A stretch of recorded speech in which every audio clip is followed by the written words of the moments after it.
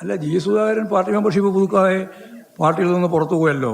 പിന്നെ ഞങ്ങൾ അതിനെപ്പറ്റി ആലോചിക്കേണ്ടതായിരുന്നേ ഉള്ളത്.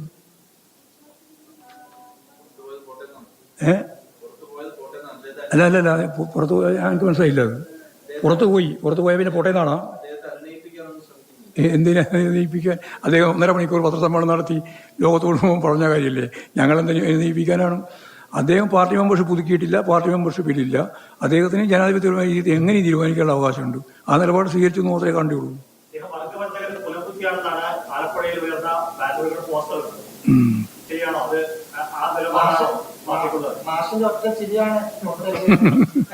അത് ഞാൻ ഇപ്പോഴും ചിരിക്കുന്നുണ്ട്.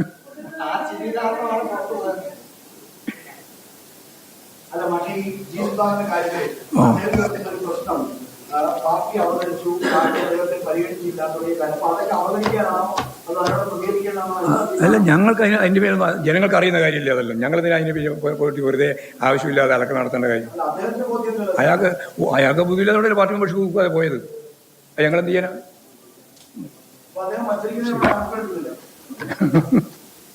മത്സരിക്കുമ്പോ ഞങ്ങൾ സിറ്റിംഗ് സീറ്റല്ലേ അമ്പലപ്പുഴ. ഇടതുപക്ഷ ജനാധിപത്യം കൂടി കർശനമായി ജയിക്കും. അവിടെ ജയിക്കും. പിന്നെ ജയിച്ചില്ലെങ്കിൽ പിന്നെ വെറുതെ സാങ്കല്പിക ചോദ്യം ചോദിക്കുകയാണെങ്കിൽ അന്നേ പറഞ്ഞു.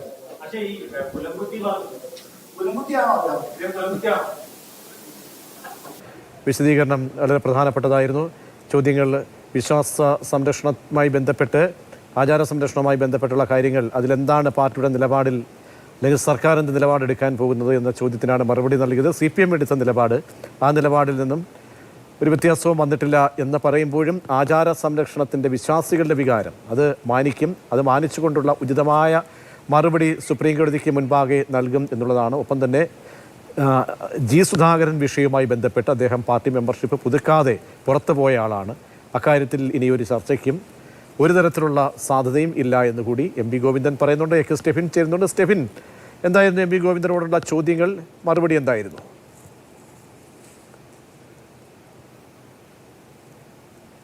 മുൻപ് സ്വീകരിച്ചിരുന്ന ആ നിലപാടിൽ നിന്ന് മാറ്റം വരുത്തുകയാണ് CPM. അത് അദ്ദേഹം കൃത്യമായി പറയുന്നില്ല എങ്കിൽ പോലും മതപണ്ഡിതരുമായി ഈ കാര്യങ്ങളെല്ലാം ആലോചിക്കും.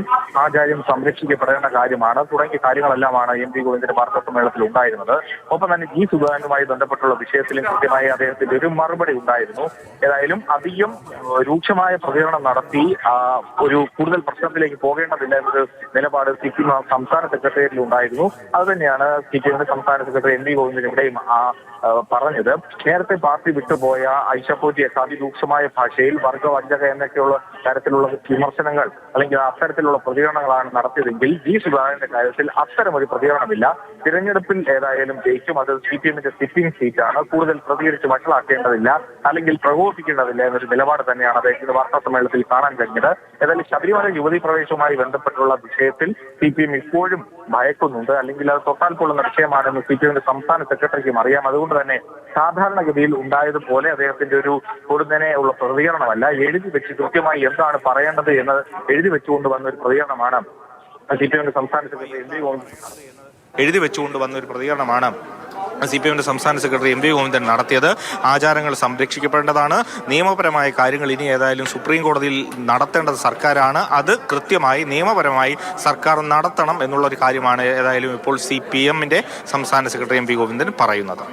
സ്റ്റെഫിൻ, അക്കാര്യത്തിൽ ചോദ്യങ്ങൾ വളരെ പ്രധാനപ്പെട്ടതായിരുന്നു. ഡയറക്റ്റുമായിരുന്നു ചോദ്യങ്ങൾ മാധ്യമപ്രവർത്തകർ. അക്കാര്യത്തിൽ ഒരു കരുതലോടുകൂടിയുള്ള മറുപടിയാണ് MP ഗോവിന്ദന്റെ ഭാഗത്തുനിന്നുണ്ടാകുന്നത്. മാത്രമല്ല, ഈ സുപ്രീം കോടതി വിശാല ബെഞ്ചിന്റെ ചോദ്യങ്ങൾ, ആ ചോദ്യങ്ങളിലൊന്നും ഈ സ്ത്രീ പ്രവേശം ശബരിമലയെ ബന്ധപ്പെട്ടൊന്നും പറയുന്നില്ലല്ലോ. ബാക്കിയുള്ള കാര്യങ്ങൾക്ക് ഉചിതമായ മറുപടി നൽകുക. ആ ഉചിതമായ മറുപടി എന്ന് പറയുമ്പോൾ നാളെ സമർപ്പിക്കേണ്ട സമയമാണ്. കാര്യത്തിൽ അപ്പോഴും ഒരു അപകടം CPM കാണുന്നുണ്ട്. അതുകൊണ്ടൊരു തുറന്നു പറച്ചിലേക്ക് പോകുന്നില്ല MP ഗോവിന്ദൻ എന്നല്ലേ മനസ്സിലാക്കേണ്ടത്?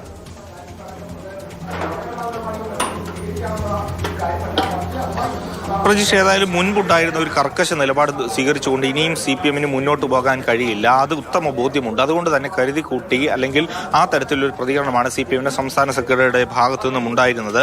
യുവതി പ്രവേശം വേണോ വേണ്ടയോ എന്നുള്ളതല്ല സുപ്രീം കോടതിയുടെ ചോദ്യം. ഭരണഘടനാപരമായിട്ടുള്ള പ്രശ്നങ്ങളാണ് ഏതായാലും കോടതിക്ക് മുന്നിൽ എത്തിയിരിക്കുന്നത്. അത് 7 ചോദ്യങ്ങൾ സർക്കാരിന് മുന്നിലേക്ക് വന്നിട്ടുണ്ട്. ആ ചോദ്യങ്ങൾക്കുള്ള മറുപടി നൽകുക എന്നുള്ളതാണ് ഇപ്പോൾ സർക്കാരിന് മുന്നിലുള്ള നിയമപരമായ കാര്യം. അത് സർക്കാർ ചെയ്തുകൊള്ളും. CPMന് ഏതായാലും അക്കാര്യത്തിൽ കൂടുതൽ കാര്യങ്ങൾ പറയാനില്ല. പക്ഷേ ഏതായാലും അദ്ദേഹത്തിൻ്റെ വാക്കുകളിൽ നിന്ന് വളരെ സ്പഷ്ടമാകുന്നത് യുവതി പ്രവേശവുമായി ബന്ധപ്പെട്ട് മുൻപ് CPM എടുത്തിരുന്ന നിലപാടിൽ നിന്ന് CPM പിന്നോട്ട് പോവുകയാണ്.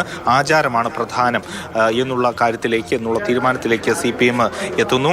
യുവതി പ്രവേശനം വേണോ വേണ്ടയോ എന്നുള്ള ചോദ്യം അല്ല ഇപ്പോൾ സുപ്രീം കോടതിയുടെ ഭാഗത്തു നിന്നും ഉന്നയിച്ചിരിക്കുന്നത്. അതുകൊണ്ട് തന്നെ കഴിഞ്ഞ തവണ നൽകിയ നിലപാടിൽ ഉറച്ചു നിന്നുകൊണ്ട് ഒരു നിലപാട് സ്വീകരിക്കും എന്നുള്ള കാര്യമൊക്കെ തന്നെ അദ്ദേഹം പറയുന്നുണ്ട്. അത് രണ്ടും വിഭിന്നമായ അഭിപ്രായ പ്രകടനമാണ് എങ്കിൽ പോലും പൊതുവെ ഇന്ന് MP ഗോവിന്ദൻ്റെ ഈ പത്രസമ്മേളനത്തിൽ ഉടനീളം നമുക്ക് വായിച്ചെടുക്കാൻ കഴിയുന്ന ഒരു കാര്യം CPM സൂക്ഷിച്ചു കണ്ട് മാത്രമേ ഏതായാലും ഈ ശബരിമലയുമായി ബന്ധപ്പെട്ട വിഷയത്തിൽ ഇനി തുടർന്നും പ്രതികരിക്കുകയുള്ളൂ. അല്ലെങ്കിൽ സർക്കാരാണ് ഇനി നിയമപരമായി ഈ കാര്യങ്ങളെല്ലാം പരിശോധിച്ച ശേഷം ചെയ്യേണ്ടത്. ഒപ്പം തന്നെ ഏറ്റവും സുപ്രധാനമായിട്ടുള്ള കാര്യം ഈ ആചാരവുമായി ബന്ധപ്പെട്ടുള്ള കാര്യങ്ങളിൽ മതപണ്ഡിതരുമായിട്ട് അല്ലെങ്കിൽ ഈ മേഖലയുമായി നിൽക്കുന്നവരുമായിട്ട് ബന്ധപ്പെട്ട് ചർച്ച ചെയ്ത് മാത്രമേ ഏതെങ്കിലും തുടർന്നുള്ള സമീപനങ്ങൾ ഉണ്ടാവുകയുള്ളൂ അല്ലെങ്കിൽ തീരുമാനങ്ങൾ ഉണ്ടാവുകയുള്ളൂ എന്നുള്ളതും അദ്ദേഹം പറയുന്നുണ്ട്.